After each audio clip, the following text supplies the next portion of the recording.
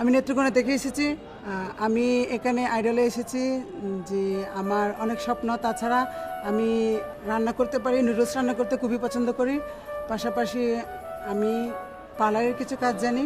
তাছাড়া হস্তশিল্পে যেমন সুতশিল্পের কাজও জানি। তাছাড়া আমার অনেক স্বপ্ন, ছোটো থেকে আমার খুব স্বপ্ন যে আমি বাংলাদেশে আইডলের মতো একজন কিছু হব, যে সারা বাংলাদেশের মানুষ আমাকে চিনতে পারে। কে আছে? আসসালামু আলাইকুম। ওয়ালাইকুম সালাম।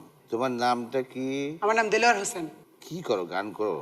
হ্যাঁ, গান করি, নাচ পারি, ও, নাচও পারো? ছবি আঁকতে পারি, উপস্থাপনা করতে পারি, কবিতা আবৃত্তি পারি, পার্লারের কাজ পারি, হস্তশিল্পের কাজ পারি, সুশিল্পের কাজ পারি।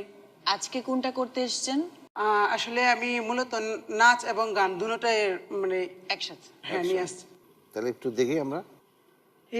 লাবণ্য পূর্ণ প্রাণে প্রাণে সহে আনন্দ বসন্ত সমাগমে বিকশিত স্নিগ্ধ কুসুম হে বিকশিত স্নিগ্ধ কুসুম চিত্রিত ছিল কাননে একিলা। আস্তে আস্তে আস্তে আস্তে আস্তে। এটা কি গান গাচ্ছ তুমি? কি গান এটা বাবা? রবীন্দ্রসঙ্গীত। রবীন্দ্রসঙ্গীত। কিন্তু এই রবীন্দ্রসঙ্গীতকে তুমি যেভাবে গাচ্ছ, এ তো অন্য সঙ্গীত মনে হচ্ছে বাবা আমার কাছে।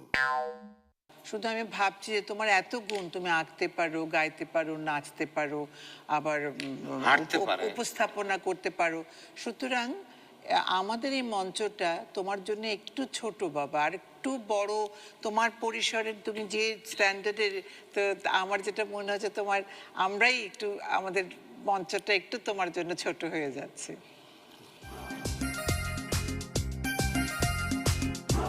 আমার অনেক কনফিডেন্স ছিল যে আমি অবশ্যই অবশ্যই সামনের রাউন্ডে যাব। বুঝতে পারলাম না যে কেন, কোথায় গন্ডগোল হলো।